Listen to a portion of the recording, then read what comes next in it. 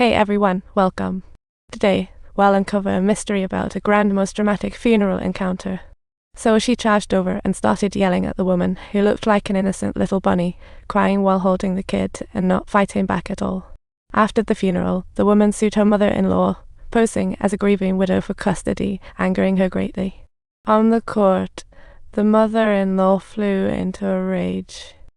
When Guangna heard the words murderer, her eyes instantly lit up as brightly as light bulbs. If what the grandma said was true, then this woman must be one rotten apple. So the very next day, Guangna arrived at the woman's school. The woman, crying, said she became a teacher because she loved kids. Now her husband's dead, she must raise them. But Guangna wasn't buying a word, because before looking for the woman, Guangna had already been to the grandma's place and found the little boy's drawing book, and one of the drawings showed the woman trying to smother the boy with a pillow. Another drawing depicted the woman and the boy standing by the water, just watching it coursing to the bottom. Under Guangna's comfort and encouragement, the boy finally revealed the truth. Though a kid's words can't serve as evidence, but Guangna had tricks to make the woman spill all. Meanwhile, the woman schemed to grub the boy. She thought if she could just get custody of the boy, she could pull the same trick again and make him accidentally die for the insurance. When the boy saw the grandma struggling with her luggage crossing the street, he decided to lend a helping hand. He took the suitcase from the grandma and escorted her to the bus station. As a thank you, the grandma gifted him a bottle of magic. Grandma said it could cure backaches and leg cramps. Subtitles: The obedient boy returned home and gave the drink to his grandmother, who happily drank it all up without giving it a second thought. Not long after, she passed out cold, and right in came the boy's stepmother to whisk him away. Clearly, that bottle of magic drink and the grandma were her little tricks. Once home, the woman filled the bathtub with water, plotting to stage a drowning scene for the boy. Just when it seemed hopeless, Guangna's assistant called with a claim of having evidence of her murder. If she didn't show up by 10, well, that evidence would just end up at the police station. The woman freaked out and raced, but unexpectedly, she witnessed a truly bizarre scene. The white car, which drowned her husband, was oddly floating out from the water with flashing lights. The woman freaked out and stepped back, thinking she was experiencing a paranormal moment. Little did she realize this was merely the start of her trial. With one swift slap, Guangna sent the woman flying 10 feet away. Guangna then grabbed the woman by her throat and tossed her into a fantasy world, to let her experience the suffocating sensation of drowning. Meanwhile, Guangna sat beneath the car, dutifully closing the sunroof for her. As the water slowly engulfed the whole car, the woman drowned in despair and agony. But the next second, she revived again, and Guangna was ready with a hard truth. You should indeed be sorry for ruining the little kid's art. But that wasn't enough. The woman had to endure all the bad stuff she had done. This is exactly part of the process for hell's judgment.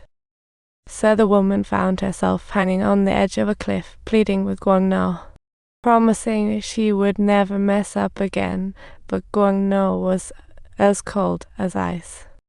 Finally, she woke up once again and found herself tied to a chair. Guangna cheerfully grabbed a cup and poured in a whole bottle of tranquilizers, leaving not a single drop behind for the woman. Seeing the woman thoroughly out of it, Guangna finally pulled out her judgment sword and delivered a painful strike to the woman with a sword. Afterwards, she stamped the woman's head with the mark of hell. Next thing you know, the vending machine transformed into a gateway to hell, sucking the woman's soul right inside, awaiting her was a never-ending torment. After everything was done, the assistant hired the most professional clean-up crew from hell, who not only cleaned the blood off Guangna, but also wiped every trace of the scene. The next morning, a cubicle warder found a suitcase at the police station, and to his shock, it was the body of the woman inside. Looking at the wounds and the woman's stomach, Joan's suspicion of Guangna was ignited. She clearly remembered having similar wounds inflicted by Guangna on her own stomach. To investigate the truth, she moved right across from Guangna's house. Sure enough, when Guangna was judging the scum again, Joan caught a line of clues on her. She just got stabbed 5 times by her father and called the cops, but then he angrily stabbed her 8 more.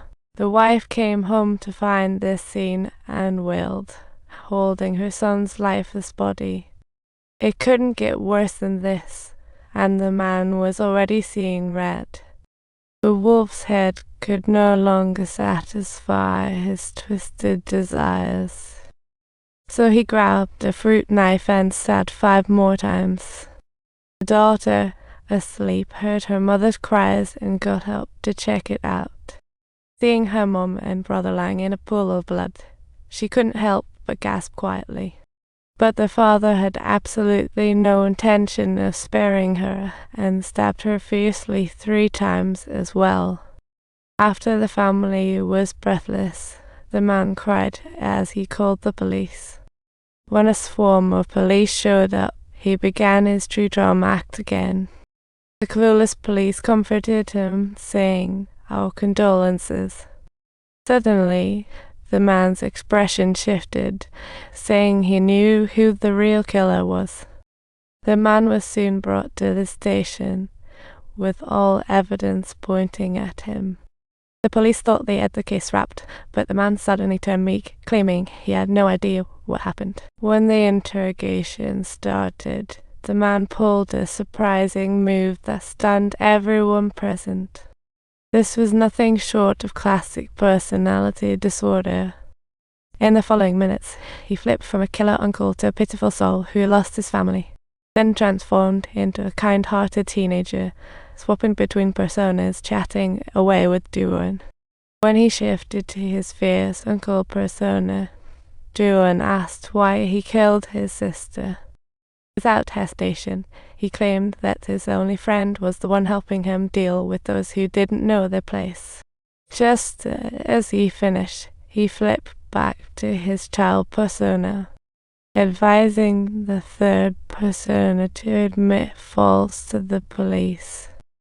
Subtitles saying maybe the cops would let him off the hook easily. Then the 2 personas continued switching back and forth, but the cops weren't fools, and soon enough they ordered a psychiatric evaluation for the man. The results suggest multiple personalities, but confirmation needs a more thorough test. Just as the case seemed to hit a dead end, Duan discovered a clue during the interrogation. Common sense dictates that true multiple personalities are independent of each other and cannot know about one another. Duan intentionally mixed up their last names, but the man immediately corrected them.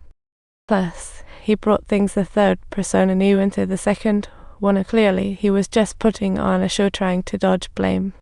Before long, the case moved to court, and the prosecution was pushing for the death penalty for murder. If you enjoyed this wild story, don't forget to subscribe to my channel. More surprises await you in the next episode.